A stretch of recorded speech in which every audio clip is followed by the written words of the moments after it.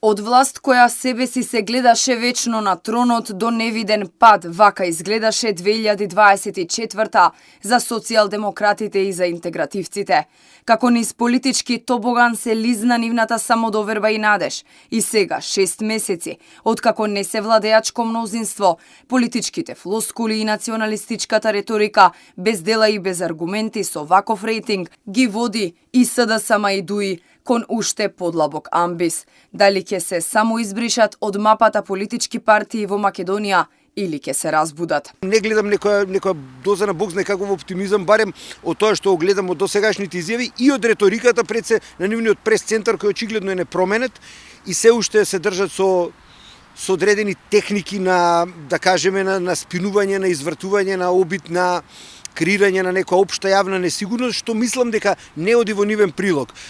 Според последните анкети тие излегува дека се дури четврта партија според рейтингот. Јас мислам дека во крајот на наредната година и по локалните избори дека дури ќе станат шеста. СДСМ треба да преземе значителни реформи и да ги исчисти своите редови од структурите кои се вмешани во корупција и криминал.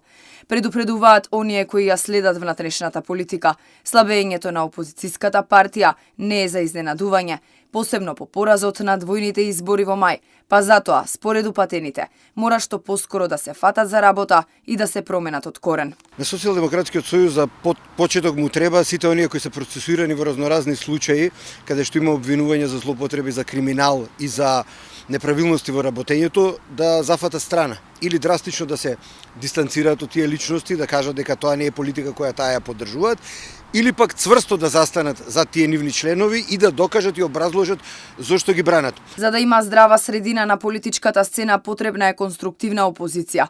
Ништо подобро не е ниту кај ДУИ, чиј рейтинг вртоглаво опаѓа. Одлуките на Стейт Департментот, поранешниот вице-премиер Груби да биде на црната листа на САД, беа тежок удар и силно предупредување за интегративците, што дополнително влијаеше на довербата на нивниот електорат.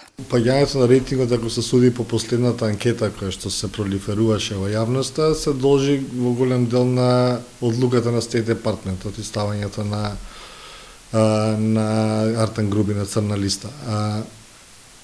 Улогата и влијанието, кредибилитетот на Америка кај албанскиот електорат посебно на сите ни е добро познато и во таа смисла тоа беше еден настан од голямо значење кој што инстантно влијае на промена на јавното мислење. Партијата на Али Ахмети се соочува и со одлевање на членството и симпатизерите, посебно оние кои биле наклонети кон ДУИ само поради клиентелизам. Голем дел од овие поддржувачи на ДУИ низ овие 20 години биле таму од тоа што го нарекуваме ние клиентелизам, од корист.